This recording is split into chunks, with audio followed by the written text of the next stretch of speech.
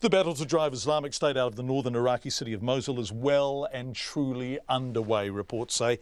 The terrorist group swept into Iraq's second largest city more than 2 years ago and have ruled with a brutally iron fist ever since, a true reign of terror. It's become the capital of Islamic State's so-called caliphate, but is now under concerted ground assault from both the Iraqi Army and Kurdish forces, with air support from Western coalition planes. Graham Acton reports. It was from Mosul that Islamic State leader Abu Bakr al-Baghdadi declared a caliphate, a state governed in accordance with Islamic law, in territory controlled by the group in Iraq and Syria. A few hours ago, the Iraqi President Haider al-Abadi went on TV to announce the beginning of what's expected to be a long and bloody battle to recapture the city. يا أبناء شعبنا العزيز يا أبناء محافظة نينا والأحبة. My dear people, the hour of victory has come. The operation to liberate Mosul has started. Today I declare the start of the heroic operations to liberate you from Daesh.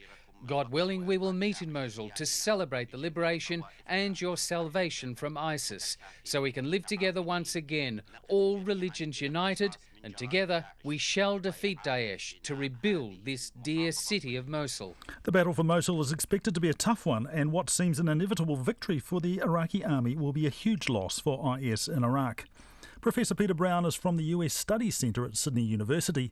He says Mosul won't be the last stand for IS. There's a symbolic significance here. Mosul is the second largest city in Iraq. The fact that ISIS has been able to hold it for 2 years is extraordinary. So it will be a big boost for the Iraqi government if it is able to take it back. It won't destroy ISIS. They still have secure bases in Syria particularly, but it will be a big dent to their operations and significantly reduce the ground they control. Mosul has a civilian population of close to 1 million people who've suffered under IS rule for the past 2 years. The attack on the city will give them a slim opportunity to flee as thousands of IS fighters turn their attention to defending their positions. The UN High Commissioner for Refugees, Filippo Grandi, says the UN is expecting a huge refugee exodus. We're prepared for about 400,000, but we are short. We're short of resources to complete those preparations. We still need $120 million to complete preparations and to be ready for an extended period of time, because this may not be concluded shortly. Professor Peter Brown says the death toll suffered in taking the city may be the worst in Iraq since the Second Gulf War against the Americans. Urban terrain is very problematic. You'd expect casualties amongst the attacking forces could be as high as 40%.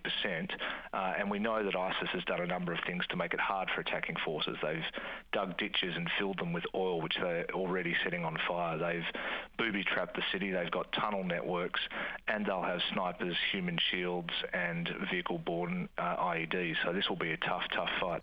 There are no firm figures on how many people actually remain in Mosul, but there were more than 2 million there when IS took it more than 2 years ago.